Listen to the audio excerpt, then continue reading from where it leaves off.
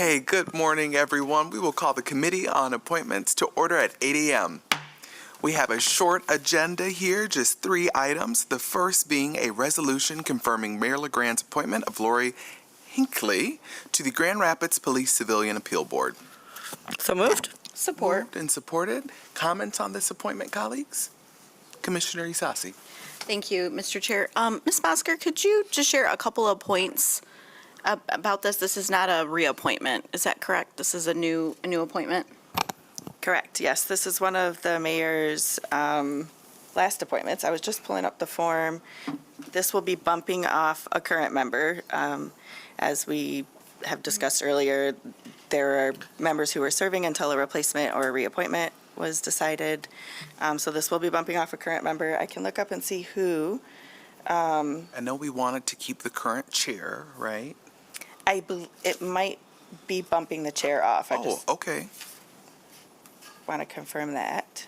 And then the mayor has one more decision to make, and we're, I guess, getting ahead of things. That's planned for one of the June meetings. Okay, great. So that's still in action. Okay, thank you so much, Ms. Bosker. So then, just to follow up, so with this one, how many openings will be there?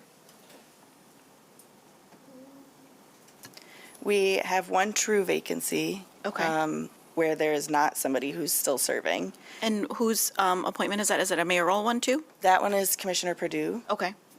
And then the mayor has one more decision to make on reappointing or filling with someone new. Okay. Commissioner Belcheck has a decision that she's made that will be coming in June. Okay. And then there's the other first ward commissioner, so that will. Got it. Okay. Thank you for confirming that. I know, that body, we had a number of openings for some time. I know it is an important role. That was actually the first board that I served on back in 2006, so 20 years ago. So just wanted to highlight that as one that we often get questions on. Thank you. Yeah, thank you, Commissioner.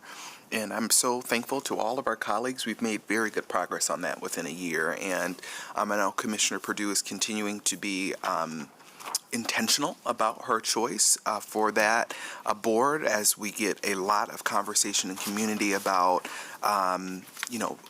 first responders in relations to community. So I know she's being very intentional in wanting to make sure that's a good pick for the third ward, in addition to my appointment to that board. Any further comment, you all?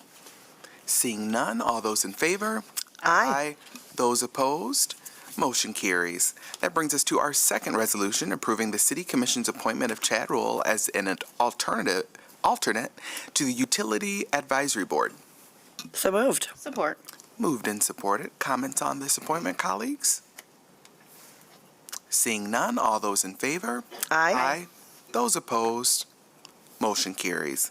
And lastly, Ms. Bosker, if you could please guide us through a discussion on the current board and commission vacancy list. Sure. We've got quite a bit planned for the next couple meetings. As I just mentioned, there'll be some additions and movement on the Civilian Appeal Board. And then we've also got some decisions for filling Historical Commission vacancies, the Land Bank Authority, which has terms that are ending. So we'll be moving forward with that. And the Economic Development Corporation and Brownfield Redevelopment Authority.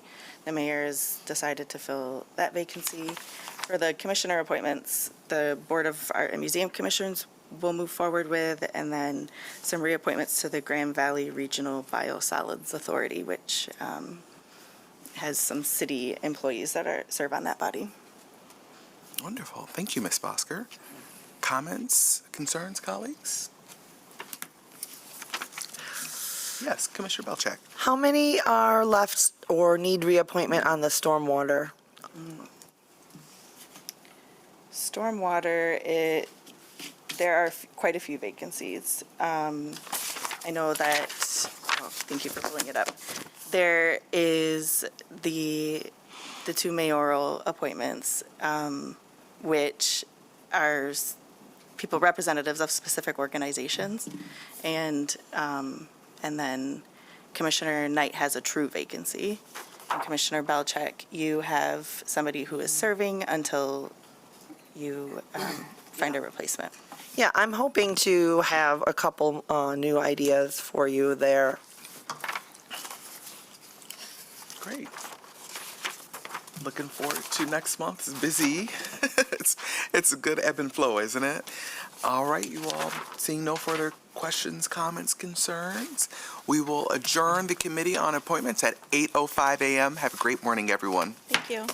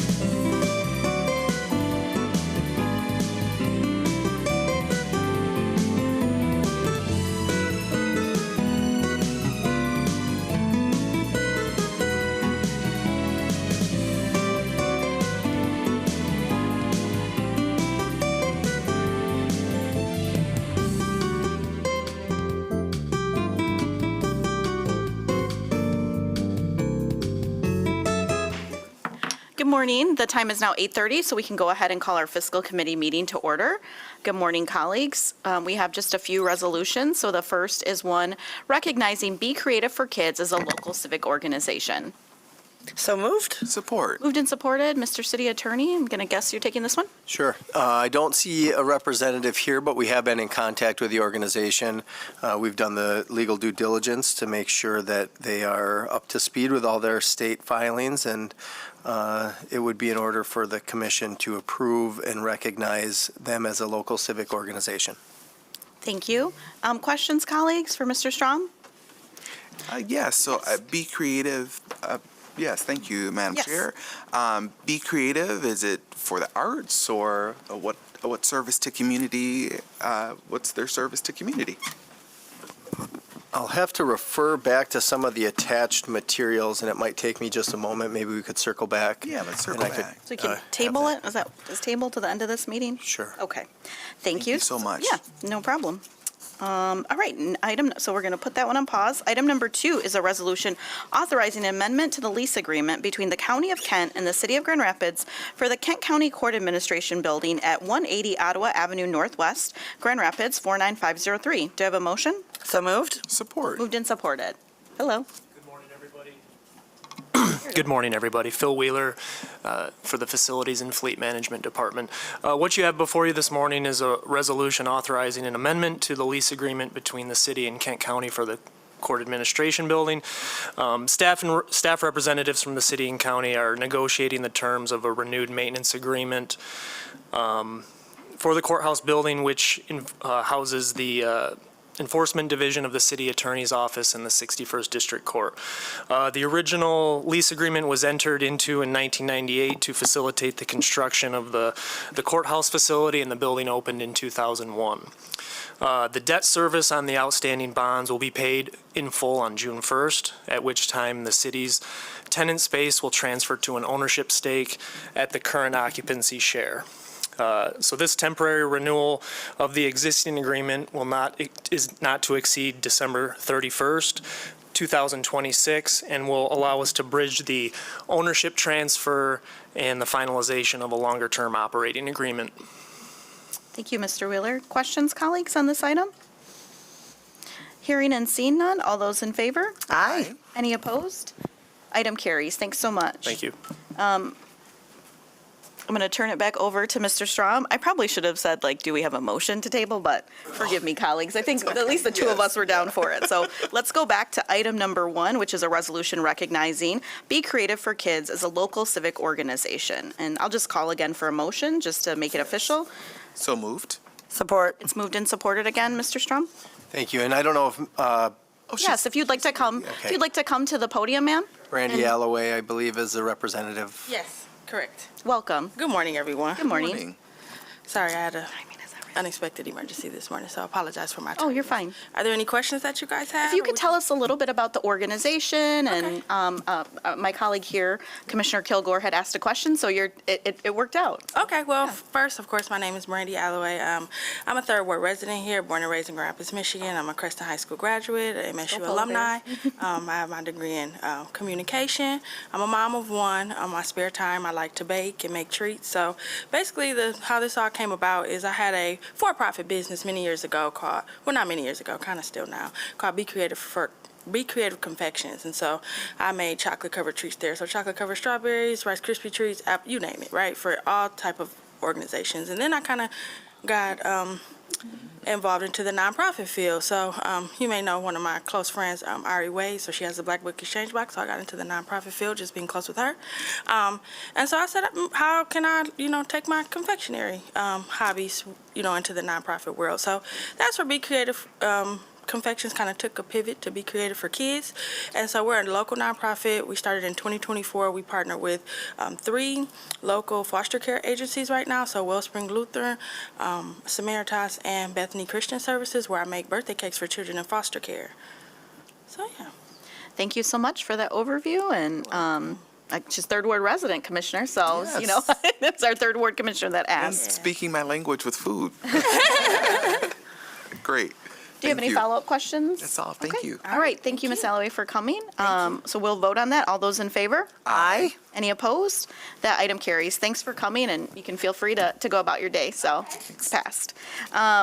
Item number 3 is the ordinance amending Section 1 of the Budget Ordinance 2026-11 for fiscal year 2026, Amendment Number 7. Do you have a motion? So moved. Support. Moved and supported, Ms. Claren. Anything you'd like to? Well, it's Well, not anything, but sorry. everything. It's quite a list this morning, just Yes. because we do a freeze during when the budget office has to focus on formulation of the budget. So I will go through it, but I'll be brief. And number 1 is just appropriating donation amount, $565,000 related to the Grand River Edges Trail. We have another grant with the police, the Michaels funding for the narcotics team task force. We're appropriating some interest related to the Scribner bonds. So when we issue bonds, those proceeds sit there, and our city treasurer, just for the good of the public, our city treasurer invests that, and it's basically, we do estimate a certain amount of interest for when we know how much we need to build Scribner or work on Scribner, but sometimes John exceeds the mark and we can enhance certain areas of the project. So this $785,000 is great. We're putting that to use. We have a water main replacement in Leffingwell. That's with Vital Streets. We also have the reconstruction at Lion Square, the snow melt fund. We're pulling from fund balance to accommodate some increased utility costs. And then we have debt service payments related to the amphitheater soccer stadium and the parking structure at the amphitheater. When we formulated the budget last year, we had not yet priced all the bonds, so we didn't have that appropriation in place to pay debt service. So going forward, we shouldn't see this item recur because now that we priced, we know the expected debt service when to pay out. So this is just an appropriation related to that payment. Just as a reminder, it's secured through the we receive hotel motel tax from the county that secures that debt service. And then we have 61st District Court, the Operation Drive program, Parks and Rec, just capital appropriations for some of the projects they have. I believe it was Camelot Park, and yeah, I believe that's the project. And then we also have another appropriation from them for it looks like forestry-related things. We have the cemetery operations appropriation. We have a request from the public library related to their strategic planning. They're pulling $66,000 from their fund balance. They're also doing some patron printing, and there's a historical commission appropriation. Looks like related to intern services. And then number 15, the Oracle implementation project. This $41,000 is basically the rest of ARPA money we want to get out the door. So we wanted to appropriate that towards expenses with the ERP. Still within that, I don't know if you guys remember when we introduced the budget, I gave the most up-to-date budget amount. I believe we're around $9.4 million of ARPA went towards our ERP. Primary cable purchase out of street lighting. And the Budget Stabilization Fund, $7 million. This was discussed during, budget formulation and with the work sessions. This is getting that appropriation in place to pay out. And then the Michigan Justice Training Fund, $55,000. And this is for the 2026 law enforcement distribution, and it's to support training efforts. Our contingent balance remains unchanged at $1.5 million. And that's it, if there's any questions. Thank you. Commissioner. Thank you, Madam Chair. So, Ms. Claren, thank you so much for that overview. I do want to get into the weeds just a little bit for the $7 million added to our rainy day fund. And you had a really good write-up for us internally on what that means. And then we also received a letter from some of in the business community that were sort of, I believe, confusing that we needed that $7 million to balance the budget. Yeah. And so if I'm correct, I'm seeing this $7 million added as this is an awesome opportunity to be prudent with our budget as we see a pretty sort of unstable forecast fiscally, but I'm sure you can say this in a much more direct way. So if you could just give an overview Sure. on what this $7 million is for, I'm very Yeah. supportive of it, and I think it'll be good for community to know. Yeah, the $7 million isn't needed to balance our budget. This is a great one-time use of money where we can contribute towards the budget stabilization fund, and we still keep the money in-house. So it's a great use of general fund balance and then putting it for a designated use. We do have an unstable forecast. Our city treasurers talk to us, especially lately with uncertainty around, we've been talking about fuel a lot this week. We know that if prices remain where they're at, we're going to need, besides our contingent balance, we have 1.5 million, and our fleet operations keeps contingent balance. Well, what if all that runs out? This is another place we can tap, and it's just putting that money aside.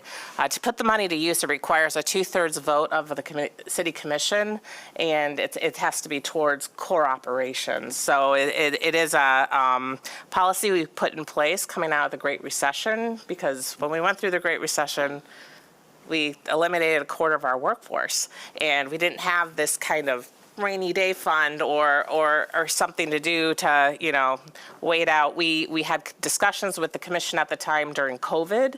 If we did see our income tax plummet, this would have been a great tool to use. We were, this close, but we were able to, because we built up these reserves in the general fund, we didn't necessarily have to go tap that the budget stabilization fund at the time, but it is something to be proud of as a commission, and it's a great tool to have in case we ever do run into trouble. So we also talk about it a lot with our rating agencies. I'm going to be talking to rating agencies in June about our issuance for the Fire Training Center and some remaining projects related to Scribner, but they do like to see that we stay in compliance with that fiscal policy, but we have other municipalities call us about, can we see a copy of your policy? It's on the website, but it is a really good thing to have, just for our financial stability. So. Yeah, I think it comes from, right? It's coming from a surplus, right? Yep, So it's yep. meaning that there were good, sound decisions made by this commission and our predecessors to get to this point. Absolutely. And then it's keeping us in that point. So thank you for that clarification, and I'm happy to support it. Great.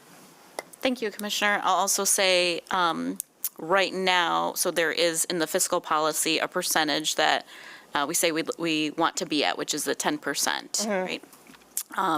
And that move of 7 million, should it get approved, would be put it at 12%. Correct. Correct. So I agree with your comments about Ms. Claren's write-up. I think, my predecessor was here during that time, and so probably got to hear a little bit more directly from her. What does that look like when have a workforce, especially when you think about the people who are doing this every single day? So I think it is sound policy as well, so I'll echo your sentiments, Commissioner. Any other questions about item number 3? Yeah, I'm just glad that we had this discussion because I would have brought it up as well. So, so just for clarity's sake and for everyone watching, that what we're doing is we're attributing this to the 26 budget, not to the 27 Correct. budget that So- we're currently discussing. So yeah, it has nothing to do with balancing the 27 budget. We're doing it within fiscal year 26. So, so that, once this gets approved, it'll be part of, it's an ordinance, so it'd be voted on at the afternoon meeting. We'll make that transaction within this fiscal year, so right after the meeting usually.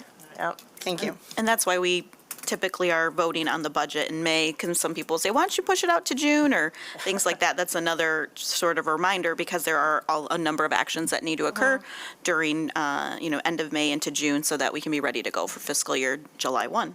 Yes. All right, I'm going to call the question on this. Oh, yes, Mr. Treasurer. I just wanted to add something that I really resonated to me when I was listening to Ms. Claren talk about this $7 million. Realize that it's our savings account, basically, right? So we're moving it into that stabilization fund, but in order to tap that, we have to come back to the commission. Yes. And that's a pretty strong vote at 2/3 vote. So we have to be able to, this is going to allow us the flexibility that if we're hitting some major issues, we're having the communication with you, we're going out and saying, we've done all this work, and this is the source that we have to use. So it really puts a really great focus of financial prudence right in the commission's hands by putting the money here. And I commend our work to really get that refreshed and added to that stabilization fund, because we are seeing some headwinds of maybe some issues in the future, and it's great to be able to have that in that position. Absolutely. We've seen a lot of leading and lagging indicators, and, we've been talking about that here, so thank you for those comments. All those in favor? Aye. Any opposed? That item carries. Item number 4 is our bid list resolution for May 19, 2026. Do you have a motion? So moved. Support. Ms. Claren? Just a few items this morning. If there are any questions, myself, one of our buyers, Daniel, is here, as well as the department directors, if you do have questions. Great. Questions, colleagues? Hearing and seeing none. All those in favor? Aye. Any opposed? That item carries. So that is all of our business. Let's now turn to number 5, which is our comptroller's warrant report for the period of April 28, 2026 through May 4, 2026, in the amount of $21,457,972.15. Mr. Comptroller? Good morning, Commissioners. For the period referenced there, cash payments were released totaling approximately $21.4 million, which includes $5.8 million for payroll-related payments and just over $861,000 for income tax warrants. In terms of quantity, 4,259 income tax refunds were issued, and 472 checks and electronic payments were issued. These funds were not issued by anyone in the City Comptroller's office, and they were not issued in accordance with the terms of the Grand Rapids City Charter. This report does contain the details, though, of all those checks and payments on the following pages. Thank you for that report. We will now turn to our treasurer's report, item number 6. So that was received and filed for the period. So let me go back. Treasurer's report for the period of April 29, 2026 through May 5th, 2026. And I'm going to take a little point of privilege and say congrats on your 16 years of service, Mr. Treasurer. Thank you. I Thank told you you I very saw it much. on LinkedIn. Yep. Thank you for your service. And so I'll turn it over to you for your report. Now, in municipal years, that's about 100. 12 years? Okay. I can You say haven't that- aged a day.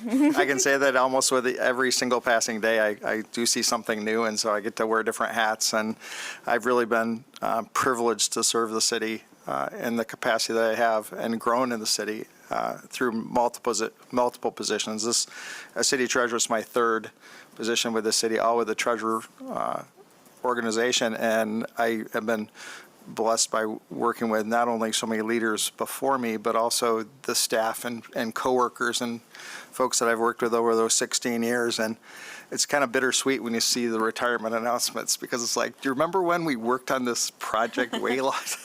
And so you see all that. And so really, it really points to our organization as really growing from within and bringing also outside talent that really supports our organization and our move. So thank you so much for recognizing that. I really appreciate it. And my 16 years is something I really can hang my hat on. Get past your quinceañera. Yes. Wait, now I get a party. With a report today, it's really been very similar to the last, we just met last week with another report, and the week before that with another report. So we've had pretty successive meetings. Really, the key point that we have right now is there's existing pressure right now to see rate hikes, not decreases. So we've seen inflation tick up. We also have a new Fed chair that was confirmed. I believe he's installed on Friday. is official first start day. So we're really focusing on what that's going to look like. But really, the fact that we're seeing energy prices go up, we're seeing all of our costs go up, we're seeing the gas pump price bounce around for us. Last week I called for staycations. Enjoy the city and what we're building, and now the amphitheater is open, and great reviews with that. Although it was a little difficult getting out of the city Friday night at 5:30. I didn't realize they were closing the Pearl on-ramp. But to me, that's just how you navigate new things that open up, right? You find other ways to move about. So we adapt, we change, and we move forward. But what a great opening that we've had to see the vitality and the number of people that were downtown and the different events that were going on. I pause to say, is that something I want to do in the future, is maybe sell my house in the third ward and move downtown, because I love the vibrancy of what's going on here. And just to see the different things, from the food trucks to the street vendors to the musicians to the groups, all the different weddings that are going on and the photography sessions. I mean, it's really vibrant and lively. And not to say that all the other corridor improvement districts, the corridor districts, business districts that are also having that same resurgence of vibrancy. We finally have weather that's cooperating with us to really want to get outside and be there. So it's great to see all that. But with our current state with the city treasurer and the investments, there's one thing I did want to point out, and that was, as we're listening to this, we're talking about the parks improvements and what they're doing.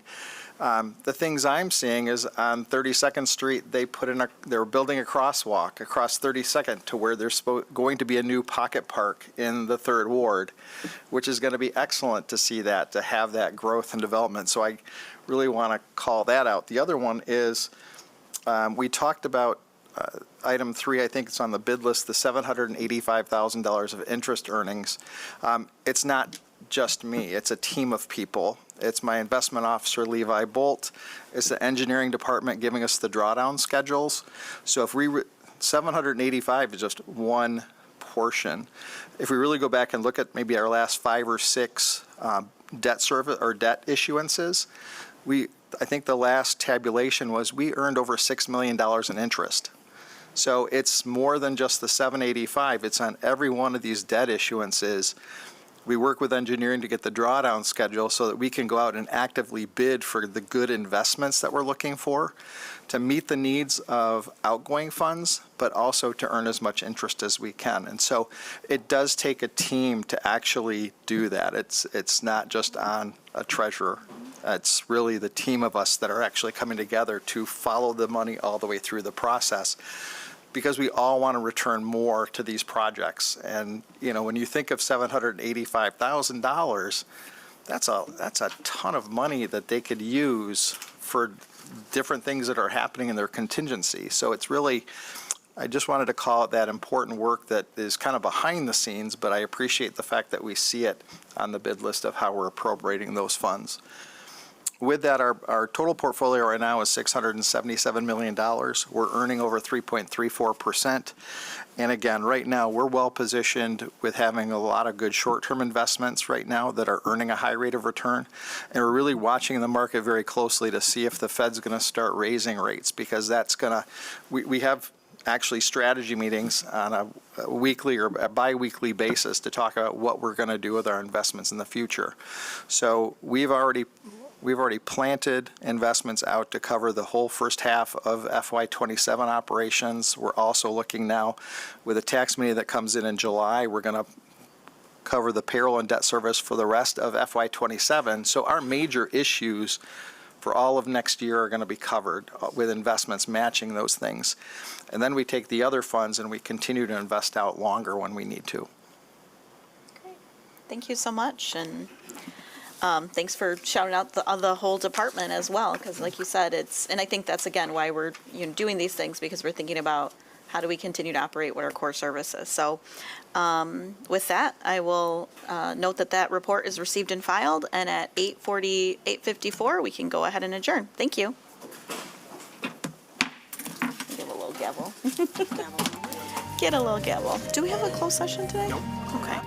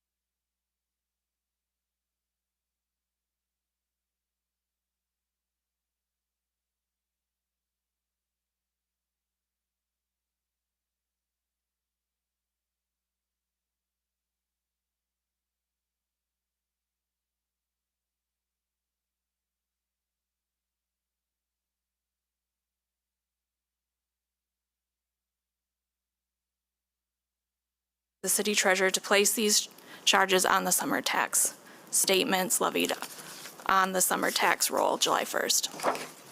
Thank you. So I saw the reason for appeal number 3 was because the property was not a rental. What was the reasoning for the second grant? The second grant, there was, it was a billing between ownership changes. So it's just some of the timing where we weren't notified of the ownership change. And then, so that nullified that just because of the timing of the recording of the deeds and changing the owner. Thank you. Yep. Any other questions from the dais? Seeing none, all in favor? Aye. Motion carries. Thank you, Ms. Post. Item number 3 this morning is a resolution approving an increase in the scope of work and authorizing expenditures to the contract with Wyoming Excavators, Inc. in connection with roto-milling and resurfacing of streets at various locations in the amount of $1,109,930 with total project costs not to exceed $4,743,430. So moved. Support. Moved and supported. Ms. Irving. Yes, so MDOT has been sharing they are going to reconstruct their bridge on the East Belt Line over I-96. With that effort, there's going to be traffic that needs to be detoured.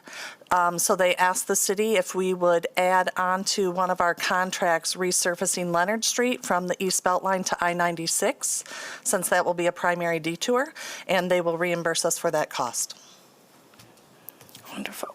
Any questions from the dais? Seeing none, all in favor? Aye. Motion carries.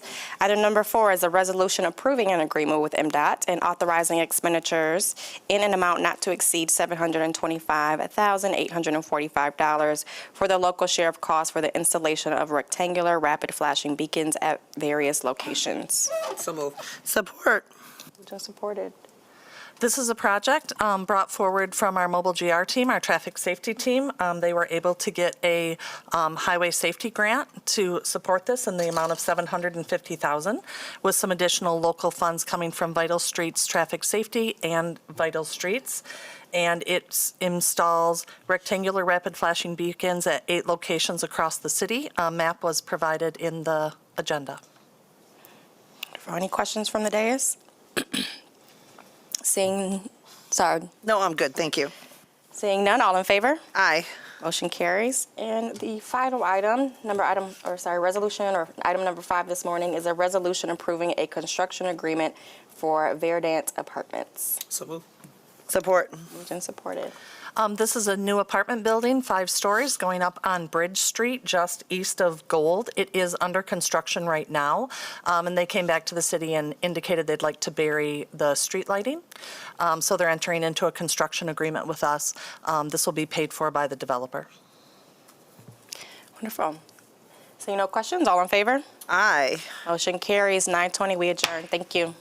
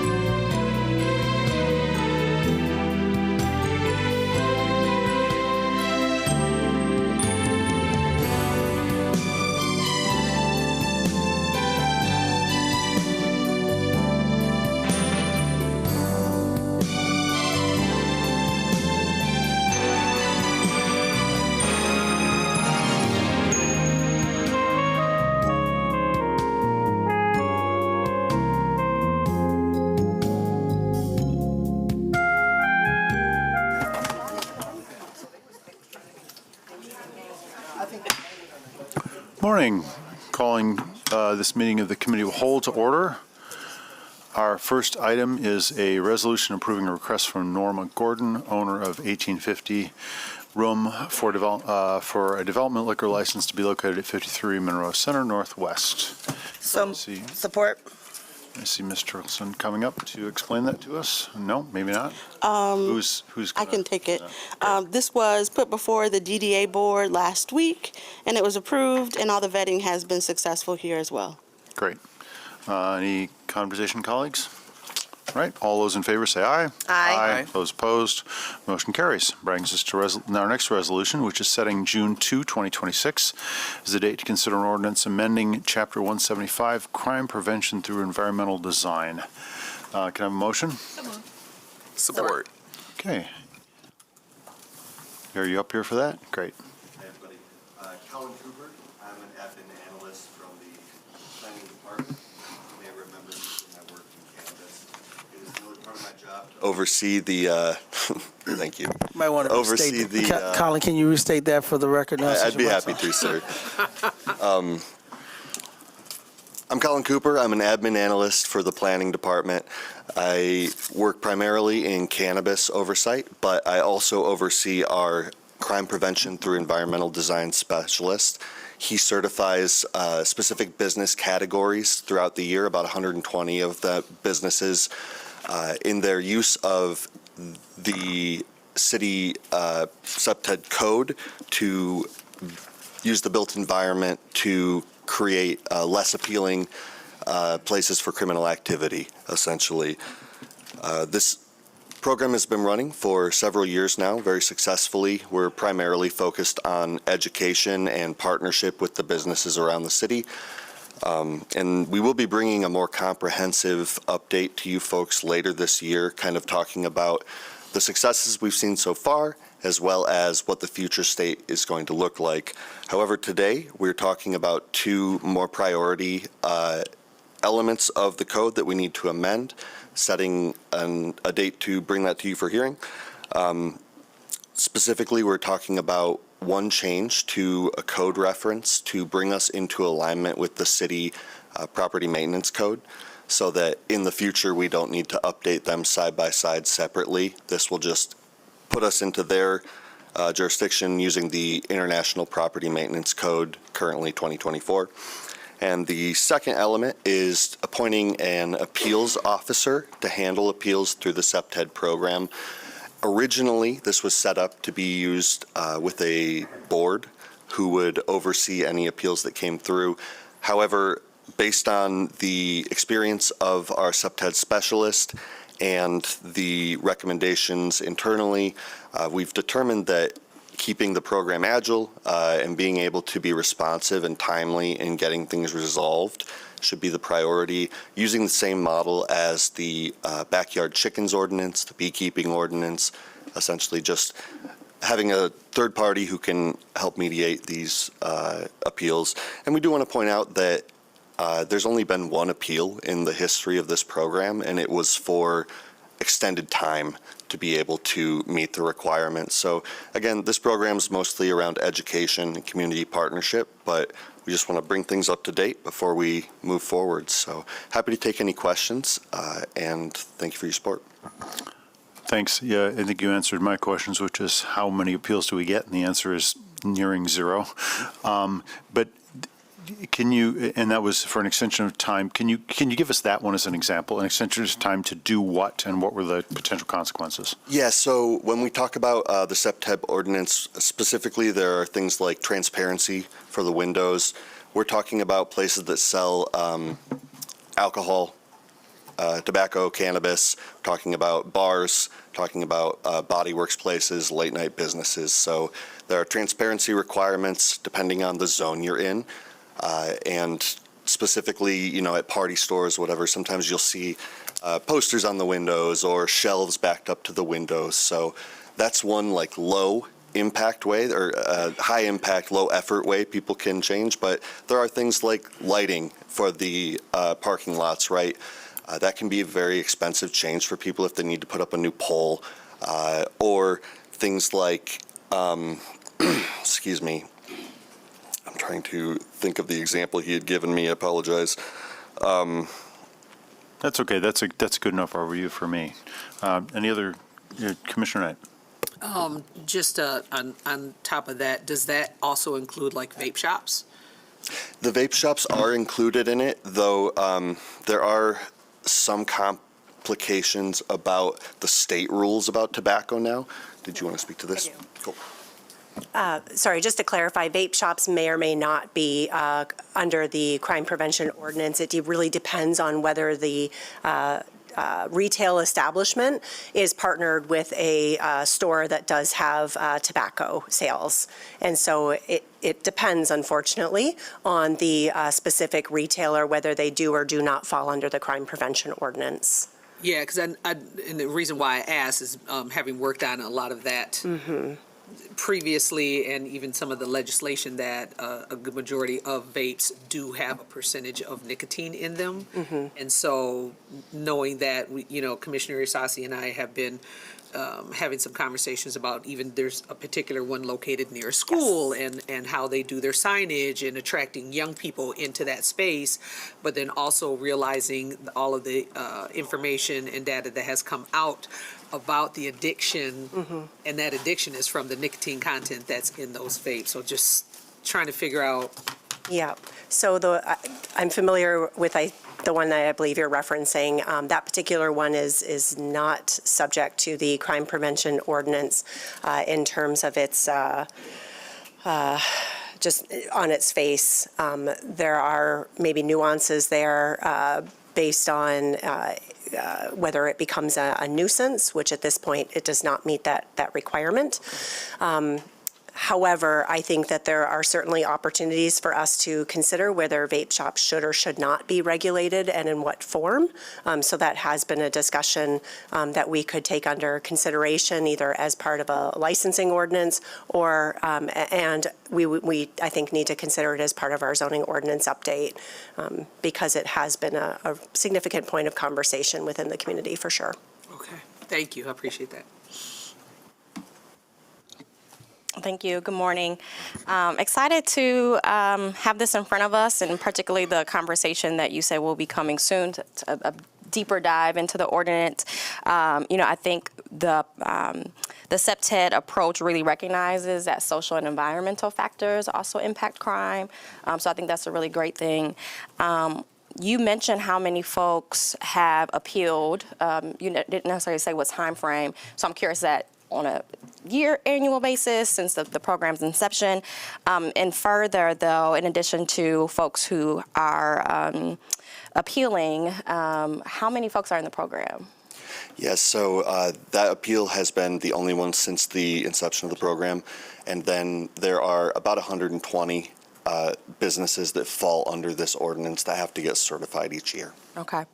So I guess, some of my questions really around this this approach in general are that, I know these are only required for businesses that sell liquor, that have sexual activity happening, that I think also have repeated violation of some of our nuisance laws and zoning laws. So if we believe that, if our approach is understanding the environmental factors that might impact crime, I'm really curious of why we've just limited this ordinance and enforcement of it to select businesses as opposed to a wider range of businesses if we truly believe environmental design is a successful approach. Gosh, you're going to go back into the memory bank from about 2018, I think. I think at that time, the wisdom was to look at particular businesses in partnership with GRPD, in partnership with code compliance, to determine what businesses specifically were having greater impact to the neighborhood and how might we be creative in a different regulatory framework, recognizing that many of our departments, if not all, have a role in creating a safe community. That is not the sole responsibility of our public safety departments. And so looking at the built environment and what tools might be available to help facilitate a safer community with these businesses because of the impact many of them have been having. So it was a select list of businesses. I don't want to belabor, I don't know how much history to provide city manager, but it looks like you have. If I could just add, it was data informed based on the calls for service and where crime was frequently being committed. And so we had a high frequency of officer response around certain liquor stores and certain types of other businesses. And that's what we were trying to do, prevent that from occurring in a more responsible way without officers having been called to the scene.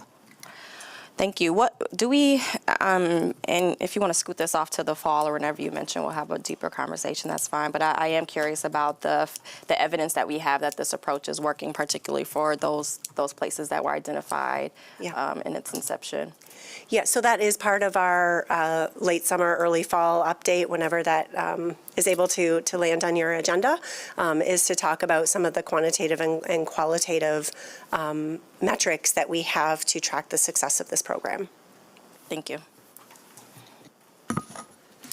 Okay. Any other questions, colleagues? All right. Thank you. And all in favor of the resolution then, say aye. Aye.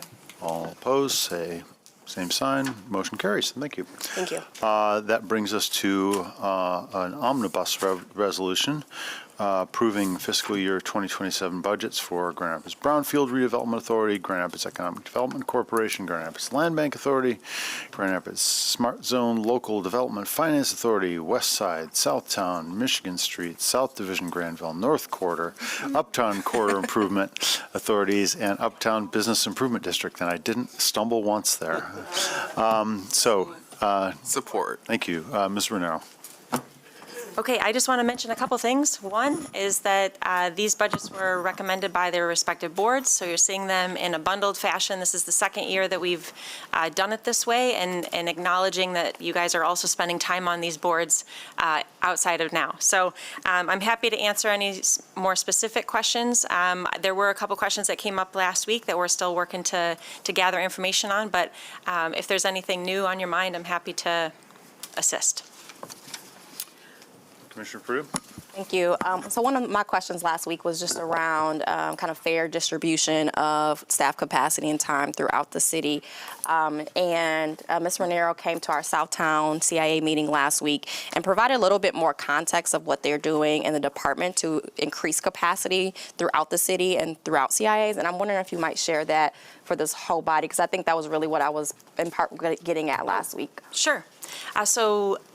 In January, we brought a budget amendment forward to add a position, Economic Development Coordinator 2 position, which Vera Nar-Kamara was promoted to recently. We'll be leading that CIA work a little bit more strategically, leveling up the CIAs. And now we're working, actually, we worked to replace her position, and Chad B, who's been supporting the CIAs, has leaned into that, and we're excited to have two very dedicated people to CIAs this next year. Thank you. And then I think you mentioned that part of that strategy too was connecting to finding synergy across our CIAs, sharing best practices, and to ensure that each one is intimately connected with all the tools that we have, including the newer land bank. And so that, I think that built capacity, that increased capacity and support for our neighborhood district corridors is something we've been talking about for years. And so I just want to acknowledge, as part of this budget conversation, some of the operational changes that are supporting kind of our budget direction as well related to that increased support. So thank you, Commissioner. Commissioner Kilgore. Thank you, Mayor, and thank you, Commissioner Perdue. It's good to hear that highlight. I want to provide a highlight from Uptown to give the public and our colleagues just a taste of what these budgets are. Uptown is doing a pilot, sort of a trolley pilot, from Uptown to the amphitheater. So I know that has been a concern of mine and so many in community of how we are going to connect our neighborhoods to these wonderful public amenities. And through our vote today, we are able to do that. So these budgets are, in my opinion, they are moral documents, and they also are real life moving dollars that can help our neighborhoods. So I'm happy to support this, and I think Uptown has a surplus. They're in good standing, and so I've been happy to serve on the CIA and bid for Uptown. Any further questions or comments, colleagues? Okay, all in favor of the resolution, say aye. Aye. All opposed, motion carries. That brings us to our next moderate omnibus, and that is a resolution approving the 2027 budgets for the Downtown Development Authority, Downtown Improvement District, and Monroe North Tax Increment Finance Authority. So moved. Support. Again, Ms. Renaud.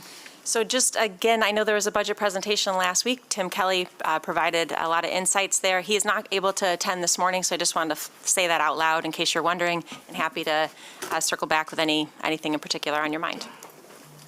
Great, and I think we're all pretty conversant with the work going on here. Commissioner Kilgore. Yes, another comment.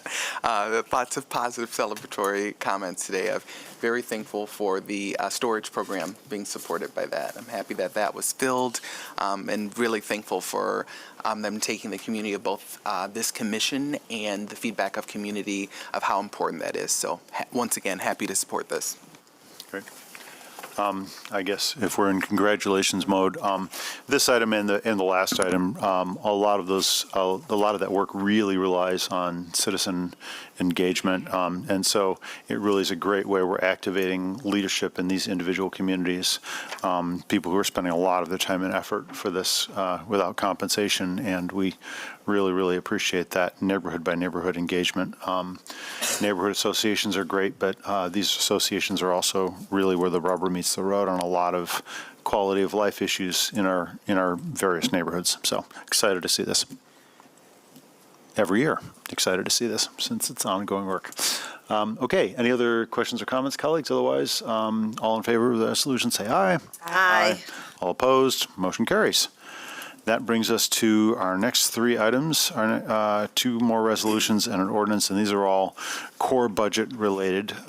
So, City Manager, I don't know if you're going to take this, but our next one is a resolution establishing the 2026 property tax millage, and I saw Ms. McClaren. Mayor, if we could, how about I just give a broad overview, and then you guys come back and discuss them, and then vote on them serial item. I'll cover the briefing for all three. All three? Okay, great. Let me have a motion for the first two resolutions? So moved. Support. Great.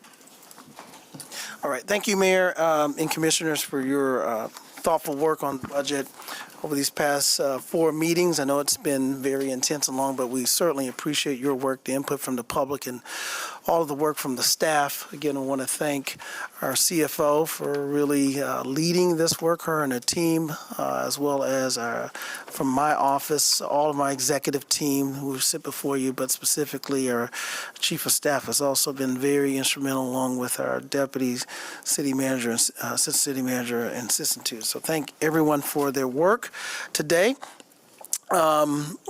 Just to remind the public, we've been in conversations since last fall on prioritizing the focus for fiscal year 27, but more recently, since the introduction of the budget on April 28th, have had, this is now our 4th opportunity to discuss the budget after the feedback that the public provided last week. As a reminder, the total appropriations for this budget is $786 million, the general fund being about $207 million, and the property tax millage is a decrease of 0.1076. We've talked about that in context with the value of the property values increasing, which will result about an annual increase of about $37 a year for the taxpayer.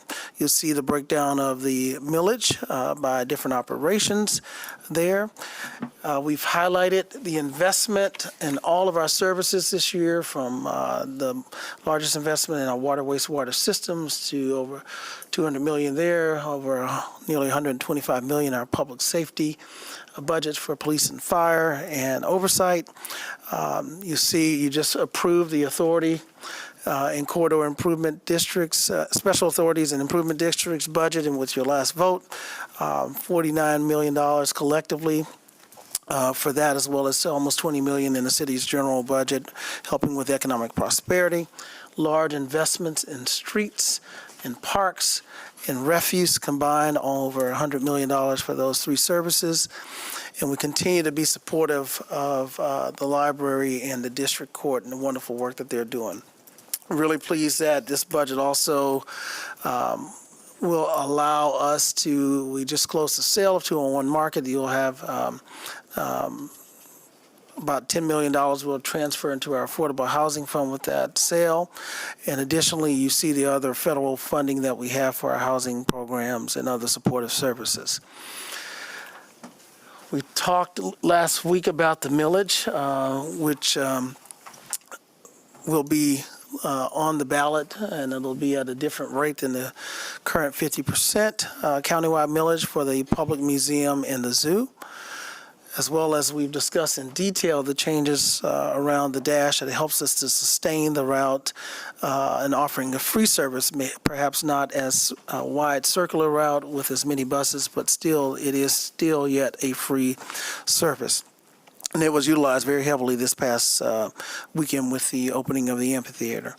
The 14 positions that are added are not in the general fund. Commissioner Kilgore highlighted the mail trotter storage program that we're continuing in partnership with DGRI, as well as you'll see some of the things that you deliberated last week, and I want to kind of recap. Based on the discussions on the dais and my individual follow-up off dais, the only thing that we were able to identify that there was a broad support for was the the enhancement of the disaster relief fund contribution of $50,000. So we'll go from $50,000 to $100,000 for our disaster relief fund. I'll walk through some of the other decisions that from, again, my discussions on and off dais didn't sense that there were not consensus, and so these are not included in this year's budget to the degree that we had discussed. I'll clarify. The first two, those positions, the Administrative Services Officer and the Administrative Analyst 1, they are included, and there's funding until the end of the year. So there's 6 months funded for it. My hope is after the budget's adopted, when we provide our annual report sometime in September, we'll come back, do a reestimate of where we are. And I know that there was some who were not quite ready to make the decision. There's no hurry to make the decision as part of today's budget, but we would ask that you would make that decision by September. I know that some had to ask for more time. So we'll come back and revisit that in September. The other two items, the commission enhance support for both the administrative position and communications. Again, based on your discussions on the dais and follow-up off dais, there was not a majority support. I'm certainly interested to hearing that conversation today, and there's some follow-up information I'll share in the next slide. And then lastly, there's no need for us to make a decision on the mediation coordinator today. Hopefully, we'll be able to come back in September as well and have conversations around that once we receive the funding that we have been anticipating from the state, how to utilize that for the mediation position as well as some of the other community-based violence prevention programs that we talked about. So here is a summary of what changes on the commission support, both for the administrative and enhancement. So you see a full listing of those administrative services, and if that was not continued, the strike-through shows what would change in terms of commission support for administrative support in the office. The communication support, which is a contract with third party, there would be primarily two things that would change, would be the vlogs and the monthly newsletter. We would continue to have the roundup and the access to the media centers monthly reporting. I think the mayor did one this past month. Was it this month? You were at the media center, Grand Rapids Media Center, and we'll continue to commission connected. Some other adjustments. There were no additional changes in capital funds nor in the fee proposal. The proposed fee changes that we introduced remain the same. 63% of all the fees are no change. About 25% or so is at the cost of living, and we have 12% of the fees that's greater than cost of living. There were some adjustments in the grant funds, and you see those minor adjustments here. I think Ms. Bohach Mr. Tucker communicated that last meeting when you passed those items. And a couple other adjustments. I already talked about disaster relief fund. The maintenance of effort and parks fund increased about $10,000 corresponding with that adjustment. And one other. While we did not allocate, while there was no consensus on those positions, what I did propose is putting $100,000 in contractual services for commission support to do two things. One, that's relatively 6 months' cost. So not knowing how this conversation would happen today, there's enough in the budget, if agreed upon, you can continue for 6 months now. Or after the election of your colleague in November, there will be enough to, if you wanted to revisit the conversation with your new commissioner, continue it 6 months then. But there is the flexibility of the $100,000 for contractual support. It's not a full year's funding for both programs. And that is it. Happy to answer any questions. I do want to also thank our CFO. She did send yesterday a full response to all the questions that have been asked, 12 pages. I do want to clarify something. I did listen in on the fiscal committee meeting this morning, and I also responded to a communication that was sent to the city commission last night about the $7 million transfer to the budget stabilization fund. I want to clarify. That transfer is not needed to balance the fiscal year 27 budget. The budget is balanced. We have, matter of fact, about $300,000 in surplus. This is why we're still talking about these additional ads potentially. What that does, it takes us well above our policy level for our rainy day fund. With all the economic uncertainty, volatility, it is good fiscal, and it's prudent management for us to really plan for the uncertainty. And I was just checking with the CFO before the presentation, and while our policy is at 10%, I think with the added $7 million, it takes us to 12% of fund balance roughly. So that is very, very conservative budgeting, and we're able to do it this fiscal year because we have a surplus. And I'm glad to see that pass out of fiscal, and hopefully you will approve it later today. So I would like to go back and revisit this conversation just to make sure we are correct in our assumptions, and perhaps there has been some pivot from last week. But Mayor, I'll see if there's any questions. Thank you, City Manager. And the last point you touched on, I'm certainly glad to be fiscally conservative. I think that's, if things really, if we have any real seismic shift, that's probably not going to be enough to cover real seismic shifts, but I think it is prudent. I mean, every financial planner in the world tells a household to have a set-aside budget in case your motor blows out in your car or something happens. And so I think that that should track our level of uncertainty. And, we started this calendar year, we started the prior calendar year with a whole lot of uncertainty, and we've seen grants pulled back. We've seen much less. I think there's a real decrease in our ability to assume that things are going to track quite as predictably as maybe they have in past years.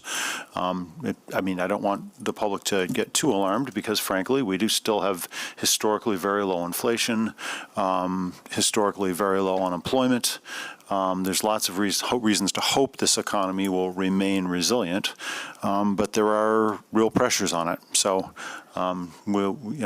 preparing for rainy days is always a good idea. So, thanks.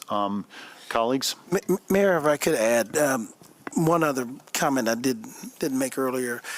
There was some conversation regarding the commission support about outsourcing versus doing some of this work in-house, particularly on the communications. And I did check in with our executive office, assistant city manager, and communications director. Even if we were to insource some of those things, it doesn't mean it's cost neutral. There could be still an added cost, perhaps not the degree that's budgeted, but there would have to be some additional funding for some of those services. So just wanted to make sure I stated that and didn't make it seem like it was cost neutral. Thank you. Colleagues? Commissioner Kilgore. Yes, on this, although there's not consensus, I'm very supportive of the commission enhanced communication contracts. I do want to lift up one of these and see for our colleagues, the administrative analyst one, the energy and carbon specialist. When we look at our climate action adaptation plan and the most effective ways, this is measurable, right? When we think of SMART goals, I do think this will help us meet SMART goals, timed, measurable, accessible, and I would love to, I see that I don't have the support for the commission support enhanced pilot, but I'm wondering if we could support the ongoing annual cost of the carbon specialist for the Office of Sustainability to support the CAP work and have more support for one of our priorities. So I would amend my support. Would love to first see if you all would like to have the enhanced commission support, but also would entertain if anyone would also like to add the carbon specialist on as well to help with CAP goals. Commissioner Sassi? Oh, I'm sorry. I think Commissioner Belcheck had her hand raised first. Oh, great. Commissioner Belcheck. Yeah, I'm glad you started with that conversation. I would be willing to also support the energy and carbon specialist being added to this budget. That is a position that I was taking a closer look at and evaluating, and I can see the need for that going forward. I'm also okay with waiting till September and having that conversation if needed. I too am very much in support of the enhanced administrative and communications support that we've been receiving and been serving the public with in a variety of ways. I do think that it is an important element of good, like, excellence in government and organizational excellence. And I appreciate the manager mentioning that this would not be a cost neutral shift no matter what we do. So as we continue to evolve and grow as a city, I think that this is a good example of spending dollars to help get the public what they need from our government. Thank you. Commissioner Sassi. Thank you. I think when we're having these conversations, I'm wondering, and probably what city manager you'll need as we're having this conversation is where then this backfill will go if somebody is presenting something, right? Are you then proposing that would come? This is for manager and Commissioner Kilgore. You had said you had set aside the 100,000 city manager for contractual commission support. Are you then suggesting, Commissioner, that you would take money out of there to support the energy and carbon specialists? No, I was thinking I'm still working off of the 300,000 number that we have. So I know we all agree on the 50, so I was working from 250. Because we all support the disaster relief fund, I support that, and then subtracting that 50,000 from the 300,000 that we're working with is where I was thinking this would come from. I'll just say last week I did share my support on that energy and carbon specialist role, so I remain unchanged there, but I did not hear the support a city manager said, but I remain unchanged. I think that from the beginning, I've said, I really, especially at a time like this, where we are being mindful of what may come or not. We have some midterm elections that are going to happen. Our federal budget hopefully will be passed. And there's just a lot of concerns about how can we be more prudent. And so for me, I don't see the value created with the current structure right now for this administrative support for us. I'm always open to conversations. I would say But I have not had I think I've heard the conversation of I need it, but I also haven't heard the conversation. I don't think it's working in the best way that is intended right now.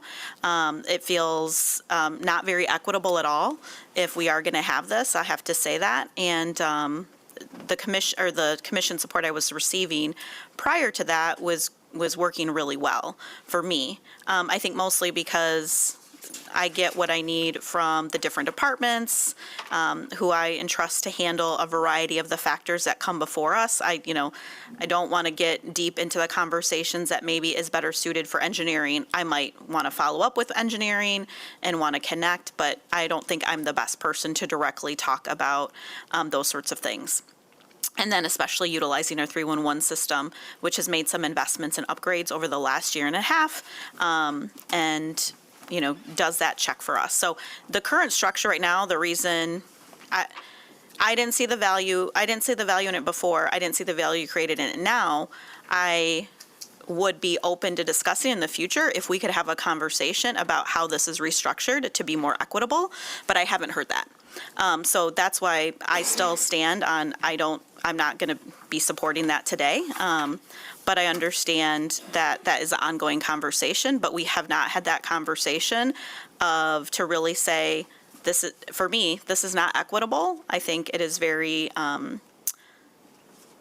we need to have conversations about what are some things that need to be done by administrative staff versus what are things that we need to do and other things that are handled by departments. So just wanted to restate those to what you brought up, Commissioner. Thank you.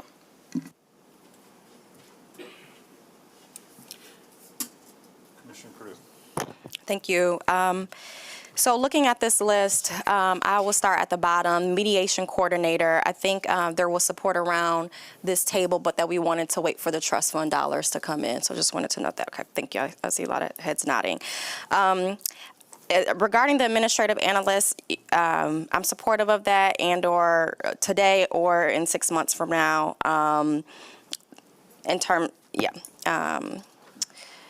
I think I heard two separate proposals related to that. One is what's in front of us, what city manager has prepared. And then I think Commissioner Kilgore's suggestion that we vote today to bring that position in-house and cover it annually.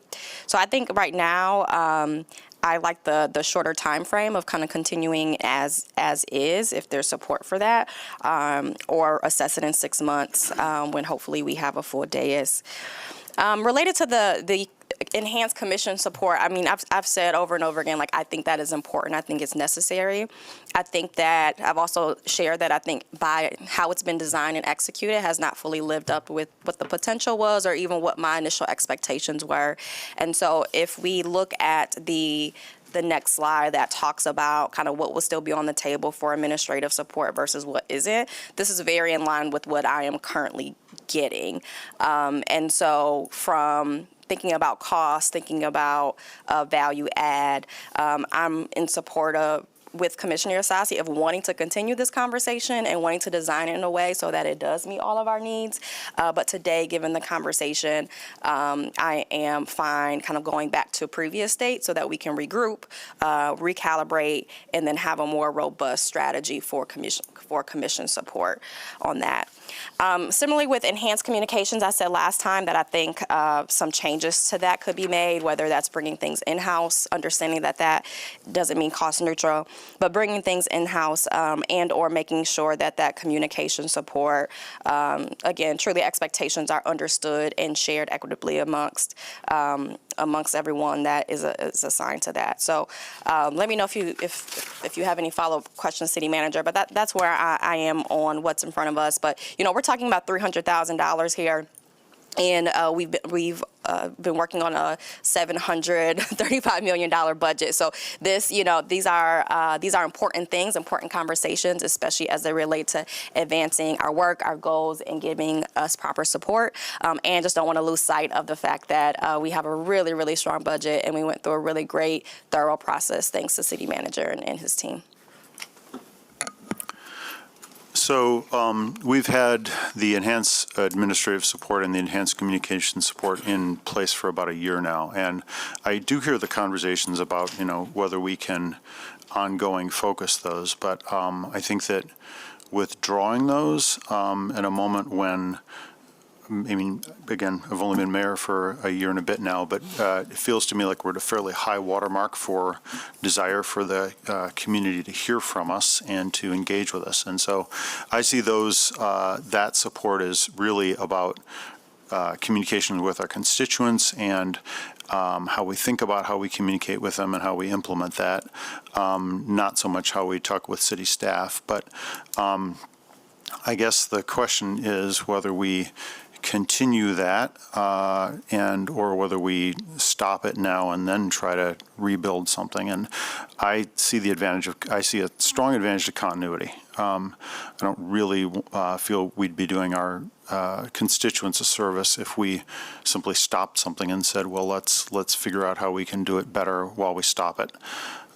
So I certainly think that those things ought to continue to be part of our budget. Again, since we have a $700 million budget here, spending, $100,000 in the next 6 months, for example, on communications seems to me a reasonable and under proportionate investment, frankly, from my perspective. I do think that I think maybe city manager pointed this out. We're going to have a 7th commissioner in November, if not before. I think that's all of our expectations. So I would suggest that perhaps there's a compromise here, which is simply to support the ongoing funding streams for those things for the next 6 months or for a 6-month period, and then evaluate those as we go during that 6-month period. And I think that would be reasonable. Otherwise, I think we're at risk, frankly, of harming our communications with our constituents, which I certainly don't want to do. So, but I'm not sure where that leaves us. Commissioner Knight? I guess I'll pull up the tail end on this one. I think I kind of stand the same as I did before, as Commissioner Yasasi and Perdue both mentioned. I do think that although the enhanced administrative support, I have not used it. I voted against it to begin with. But also, again, to that point of having those continued conversations of not seeing it being a balanced and equitable service and necessary. The things that, again, the strike-throughs, things that are already provided by some of our administrative assistants here within the city departments has been efficient. And I don't see, even with the communications, if there's that extra, then it could be brought in-house to help them do the extra work that needs to be done, as opposed to having an outside group doing that work. And only because looking at the time that it takes to organize with somebody that's outside of the city and then trying to work schedules out together and trying to do all of that, I don't think the community is really losing out on a whole lot. Because I think we each individually still connect with our constituents. We have emails, we have newsletters, and then even with our 311 CFR processes have allowed us to have better contact and has streamlined how we engage with people who call to have issues or want to connect with one of us about whatever that issue may be. So that's where I stand on those. And then for the energy specialist, looking at September, carrying this out through September for that particular position, and then seeing where we're at, like seeing actually what is the need, have the needs grown in that space? Is there more work that's being put upon this person that they actually need that person in there? Like what's actually happening with that? And is that something necessary? Because in all honesty, we don't know what's going to happen by June. We don't know what we're going to look like. And so, this may be a smaller amount as opposed to the larger budget, but it's still money, right? And it's still something that we have to be responsible for. So I just want to throw that out there, and I would like to really see some analysis on what the work has been in that space, and if there actually is the need to keep that person on, and what has the workload been, and what's being accomplished with that. So, Mayor, Commissioner Perdue has as a comment. I'll just say it seems we are, with one exception, there was a couple more people who were supportive of the administrative analyst position today, and so that's encouraging. And I would say we just revisit, since the positions are funded through the end of the calendar year, there's no hurry to take action on that today. As I said earlier, I would prefer to come back in September as I had proposed, and address those. But on the, as well as as Commissioner Perdue indicated, on the mediation coordinator as well. On the other two positions, it appears we are still at the same place we were last week, unless there is any compromise. One of the things I did talk to the staff about is if it were to change, we still would need some transition time. So I don't think I would see this happening effective July 1. There may be a couple of months of transition that we would need in order to make this occur. So that would be something that I could do under my administrative authority.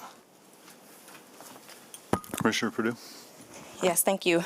City Manager, could you just clarify something for me? So when you say things are funded through the end of the year, you're speaking to those first two roles, and then your last comment around phasing out was related to the enhanced administrative support and enhanced communications contract. Correct. The Administrative Services Officer and Administrative Analyst 1 are funded through December 31st.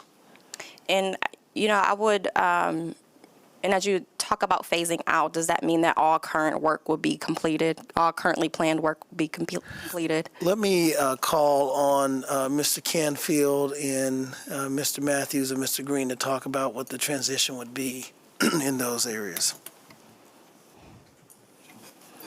And I think as it come up, I think this is important to many people's point around consistency, right? And I've heard Mr. Green especially say, related to these commissioner vlogs and newsletters, that they've truly been a value add for the city and for constituents and residents. And so if we don't go with the full contract as is, again, emphasizing that I would like to see what it would take to bring some of those core communication pieces in-house.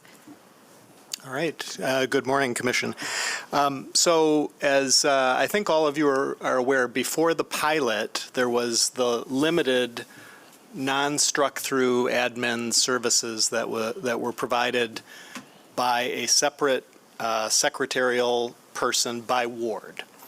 And that amounted to roughly a half, maybe two-thirds of each week, two-thirds of a day, so half to two-thirds of a day out of a 5-day week, 10 to 15%. So what we would need to do going from a full-time pilot role, 100%, to get down to that roughly, third of a person role split across 3 people, would involve, removing those struck-through services, which admittedly, as you've said, are not being utilized by all. They're being utilized by some of you. And so getting the 3 people who are not the same people who were providing that service 14 months ago, 12 months ago, getting those new people up to speed on providing the non-struck-through services will take a little time. Will probably take a couple months of transition time. And so that's what we would be focused on doing during the period that the city manager was describing, a couple months of admin support during FY27. So basically managing, getting down from a full-time role for commission support to a third of a time role spread across 3 people. Thank you. And then for the communication support aspect, the program itself, if we don't continue either of those, would just end at the end of June.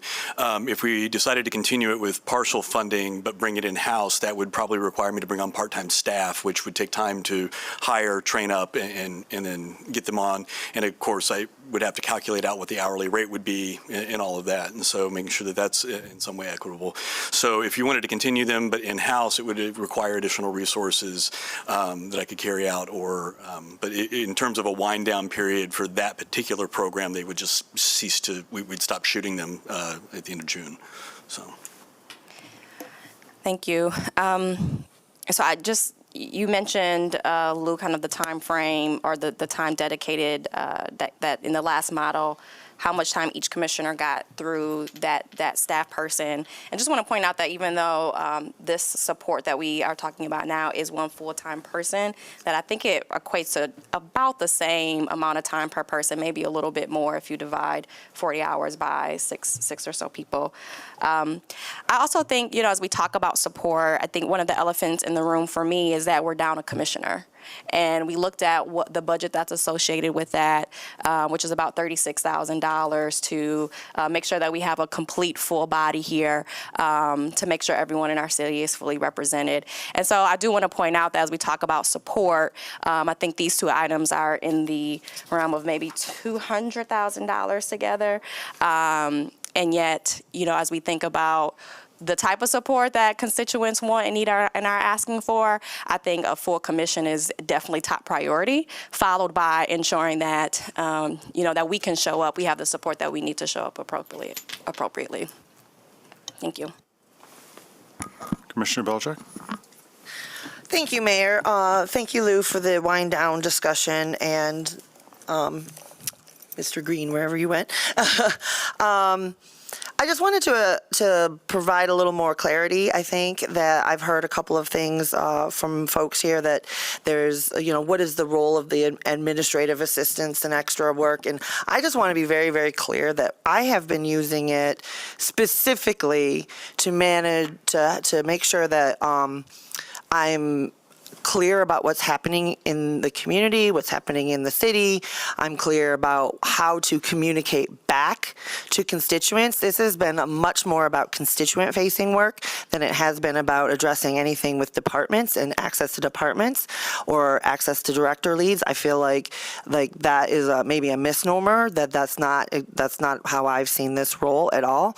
And there are multiple times where we get what I would call more complicated constituent response needs, where people are coming back and forth, or sending emails or repeated 311 calls, and there's a general dissatisfaction with the callback or the communication sometimes at the low-level street level. Someone came and looked at my tree, they were there in front of my house, but they didn't come knock on my door, they didn't come talk to me, and I was home. Or this is the 5th time in the last 3 months I've had problems with my trash service or whatever. Sometimes people need a little more hand-holding, and it's great when the commissioner has time and availability and the bandwidth to do that, but it's also really great when we can have some coordination or additional conversation and to be able to say, where are we at with this 311 more complicated situation? Or like, for instance, there's been a couple of times where in my ward, we've had telephone poles that have been struck and have sat for 15 months or more unrepaired. And that requires a lot of in-house communication between the different agencies, but it also requires someone to be talking to the constituents. And sometimes it's great when the commissioner can do that or say, I'm going to be available to do that for my call times during these hours. And it's great when we have a person who can call back and say, Commissioner so-and-so has heard you, they need you, you've got access to your elected officials, they're not hampered in any kind of way, but it would be most efficient if we can set up a call and have you expect them to talk to you at this time. So I think there's been a lot of really great examples, very concrete examples of how really it enables us to be more professional as executives, and the expectation in the community, I think, is growing increasingly that we are on call 24/7. And so being able to have days where you can say, I'm available these days, and someone on the other days to say, we'll be able to handle your particular request at these times. I think that there's I could go on, but that I wanted to provide that clarity, that this is really about streamlining and making sure the work of a commissioner for the public is effective. And we have a very robust, well-run city. This is an expectation that commissioners have also the service that they need to be able to show up in a robust and excellent way. Commissioner Coer. To shift gears a little bit here as we talk about fiscal plan adjustments to date, I wanted to reference Ms. Claren's final Q&A and fiscal 27 budget work sessions communication that she sent to us yesterday that includes a Third Ward Equity Fund fiscal year 27 allotment draft. It is my understanding that this commission is ready to move forward, and I want to provide formal guidance to staff to approve and have this included in the budget for these allotment things. So maybe Ms. Claren could. Well, I can address that. Thank you, Commissioner. So you asked me to discuss some of the prioritization of the fund for fiscal year 27, and we received a subsequent email outside the meeting that had, it's in the budget Q&A. And what we're prepared to do, the funding is there, so no budget amendment is needed. We can adjust the letter that I provide in the budget. By the time we have the final adopted budget, the letter will reflect these allocations if there's no objections. And then for the public, it's $200,000 for traffic and pedestrian safety improvements, $50,000 for RX Kids, $40 million for youth and violence prevention and youth employment programming. I added that. Southeast Grand Rapids Economic Development Support Road, $200,000. Emergency, it says psychological, but I think we're talking about trauma form support. More $150,000. Southtown Arts and Culture, $50,000. Neighborhood associations, and we need to clarify that. It was the idea is to support the neighborhoods as discussed last week in the southeast part of the community at $100,000 for the total allocation of $1 million.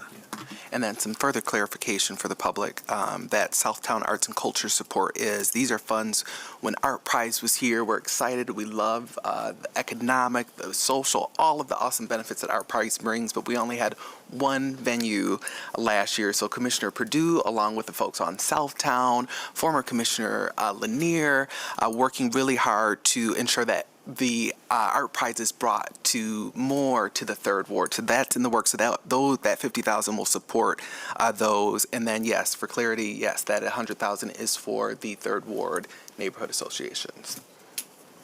Thanks so much. Right. Thank you, Commissioner. So, Mayor, if I can go back to this discussion, what I will take from today's conversation, we'll keep the allocation in the budget the same. I didn't hear any objections to removing the $100,000 for contractual services, and I will come up with a transition plan after today and notify the commission of what that plan will be.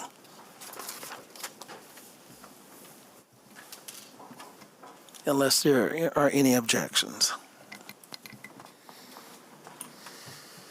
I do not object to the contractual $100,000 that you've specified on the slide 11, I believe it is.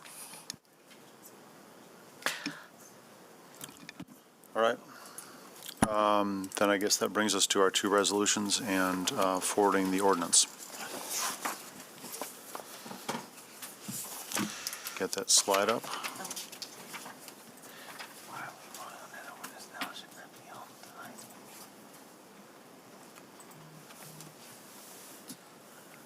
Great. So we have a motion already for the resolution on the property tax millage.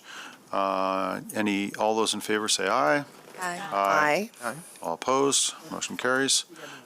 I'm sorry. Do we have? No. Okay. And next, the resolution authorizing service provision fees effective July 1. A motion. So moved. Support. All in favor say aye. Aye. Aye. And finally, Mayor, let me just just get clarification from our city attorney here. Typically, we have the ordinances for final vote on the night meeting, and so we're just going to advance moving it forward for the night meeting for final vote. Correct. All right. So no vote for the item number 7 at this point, then? That's fine, yeah. We can have it on the night meeting under the ordinance section as we would. It wouldn't go on consent because it's an ordinance. Right. And we'll require a roll call vote, but. Okay. Then that brings us to our summer Parks and Rec safety update.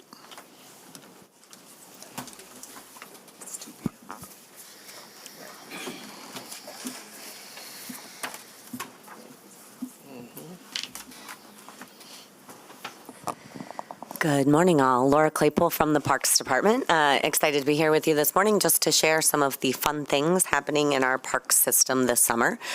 As you know, high-quality programming really leads to a vibrant and safe and engaged community. So we're excited to once again offer lots of outdoor opportunities.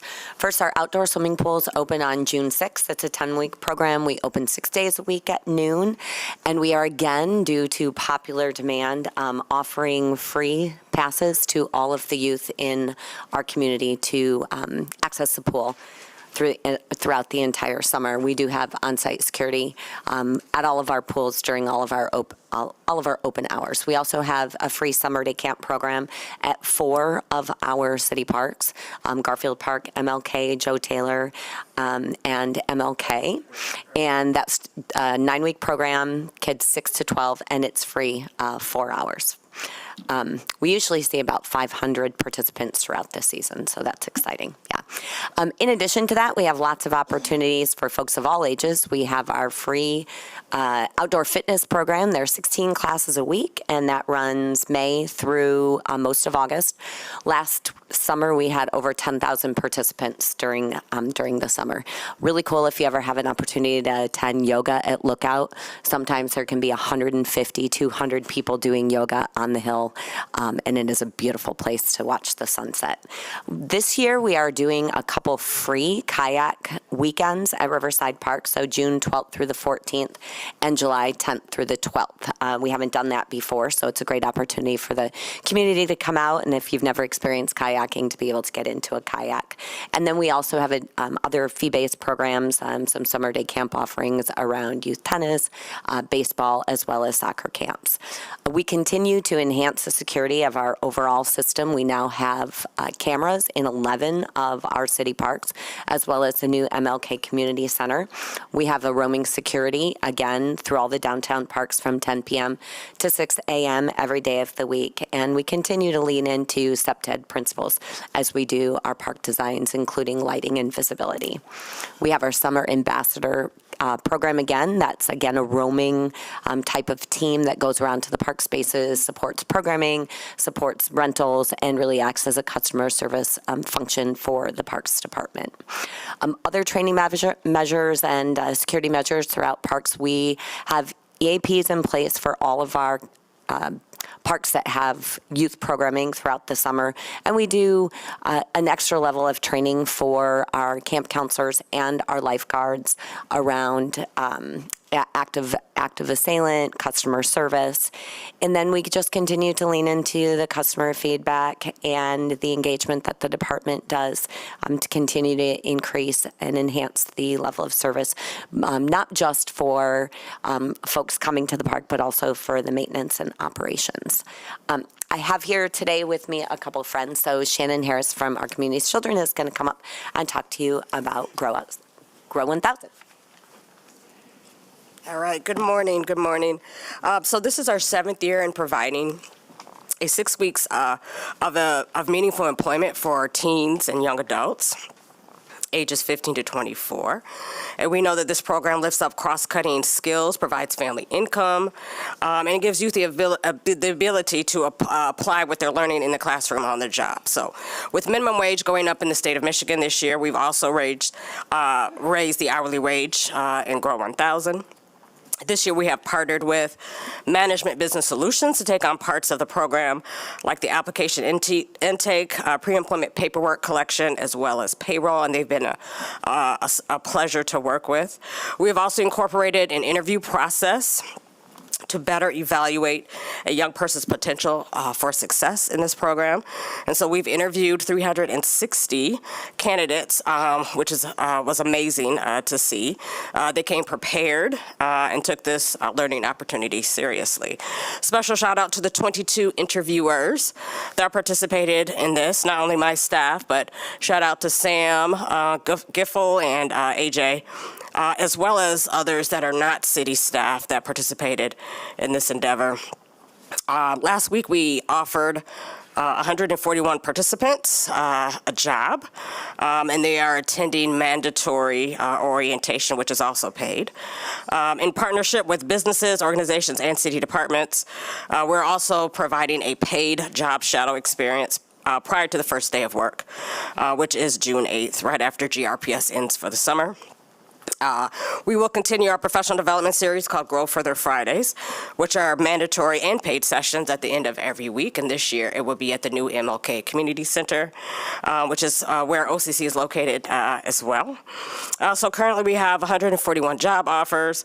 We have 219 on our wait list. So if anybody in the room or those that are listening online that can serve as a work site at the cost of $2,200 per youth or a nonprofit $1,100. We would please welcome that participation. And I know that the next slide perhaps is a contact slide, so you can get in contact with us. So thus far we have 32 work sites, including 11 city departments. And I also want to thank my staff, in particular Zach Laraway, who is always dedicated to this program and ensuring its quality and that it's well coordinated. All right, and I think Brandon is next. Yeah. All right, good morning. In addition, we also have our It Takes a Village summer violence prevention programs. A full briefing was given about this during a public safety meeting maybe a month or so ago, but super high level. This is our third summer of offering programming. City Vibes and Night Quest have been a part of that, a lot of programming. Each year, City Vibes is a program that will begin on June 12th and go through August 8th. It's offered from 6 to 9, and this is a basketball-based program. Actually, I'm looking at these backwards. City Vibes is in partnership with the Urban League, and that is not the basketball-based program. It's with the Urban League with Grand Rapids Public Schools and Grand Valley. That includes gym and outdoor games, chess and board games, video games, and lots of other things. Think everything not basketball, right? So that's the City Vibes version of it. Now, Night Quest is the basketball-based program that is in partnership with LifeQuest. That's offered as well on Fridays and Saturdays. It starts June 8th and will go through September 9th. That's from 5:30 p.m. to 7:30 p.m. It's held at LifeQuest in their gym. They also have some music, some 5-on-5 basketball. There's giveaways, family resources, and both of these programs have been very successful. This year, we're adding a third program, a different program we're excited about, and that is Freestyle Fridays at Muse GR. So this will be on Fridays starting June 12th through July 31st. There'll be select other days that will be announced as well. That'll be offered from 6 to 9 p.m. But activities include live DJs and music experiences. Students will get the opportunity to have access to a recording studio and music production training. In addition to that, there'll be some hands-on art and creative workshops. There'll be food provided. You know, everything's better when a little food's provided, right? And there'll be prizes and some giveaways. So that's the program in a nutshell. Just to wrap up real quick, one thing that I did not mention, which is new this year, is we have this beautiful new community center at MLK Park, and we have open gym hours. Now, those will be a little bit different than our hours now, but that is completely free to community members. So you can come check in and you can use our gym for pickup basketball or just hanging out with friends. So again, if you want more information about Grow 1000, It Takes a Village, or any of the Parks and Rec activities, the information is on this slide. Okay, thank you. Commissioner Usasi. Thank you, and sorry I had to step out for a second. That's okay. But we were chatting a little bit in the back, and I love that, this presentation is not just one department, but is really reflective of the strategic point of view that we take towards public safety and what does that look like and how our parks can be activated, how we can work alongside community members who are very invested in their specific neighborhoods and blocks. And, Shannon, you're just like an institution. With always really reminding us that we have to center like young people's voices in this work too.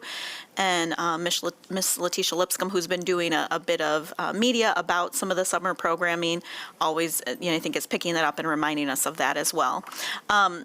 So I don't have too much. I saw some of the things that came out with like the dog training, and that's in the second ward, a great business in the second ward. But I wanted to just bring up something that has been coming to our office quite a bit, and I think is somewhat related to this, is as GRPS is looking at some of their school closings that they have, colleagues, I believe they postponed their vote that they had at their last board meeting regarding the sale of the 2 schools, but then they've also been in works with North Park School in the second ward, which will close, and having conversations. I think that neighbors, and you all might have heard this too in your communities, that concerned about losing that green space, but we do have sharing agreements, those green spaces are allowable for the community to use and to be stewards of, and Parks Department, City of Grand Rapids, as well as GRPS work closely together to ensure that. And, sometimes the lines might be a little bit blurry and people might not know what we're all involved in. But I just wanted to, just because we have gotten a number of emails, particularly about North Park, I know they're closing it. We don't know what they're going to do with the property. I assume they're going to go through a similar process. But, our goal has always been, and thanks for reiterating that today, Ms. Claypool, we want to ensure that green space. While it's not our property, we have some some good experiences from the past downturn when they've had to close other schools to really make sure. And I don't know, Mayor, maybe you were on, I don't remember the years that you were on school board, but just making sure that we have that available in the neighborhoods, because that is certainly a question. And then I think that becomes a question during summer times, because kids can just walk there if they're at home. So I think more to come on that. It's pretty premature, but thank you for that follow-up conversation. I just wanted to bring it up because that's been my inbox for the last week and a half. Thanks. Commissioner Belcheck. Yes, sir. Thank you. So I just want to say thank you very much for this wonderful presentation and all the hard work that all the staff are doing to reach out and make sure that we have, we actually live into our city motto, right? Strength and activity. And my kids have already signed up for their free pool passes, so I really appreciate that, because there have been years in the past where my family and others may not have been able to participate in pools. So it's a really wonderful thing that we continue to invest in that. And the summer programs, similarly, again, there are many people in my ward and in the rest of the city that just would love to send their kids somewhere, but we not necessarily going to be able to afford the $250 or $300 that it takes to go to a museum camp or these other camps. So it's great when we are supplementing and running alongside these other programs to be services for people. So very excited about all of this presentation and the ongoing work that the Parks Department does. I'm going to give a little shout out right now. If you're not going to a pool, I actually really love and my kids love the splash pad at Garfield Park and that park is it's just such a cool water park. And we also like the one at our Lincoln Park, but Garfield Park's the place to be. So thank you for your hard work, and I hope that we get a lot of opportunity to participate in these different things. And the fitness guide is out too. And I want to just say thank you to you specifically, Ms. Claypool, because we've had some questions that have come into my inbox about why is there not something in my neighborhood, or maybe there was, and your staff did an amazing job replying and providing detail as to what is available and where to that particular constituent. So this is just another level of government excellence, so thank you very much. Okay, not seeing any further comments. Thank you, and that adjourns our meeting, I believe.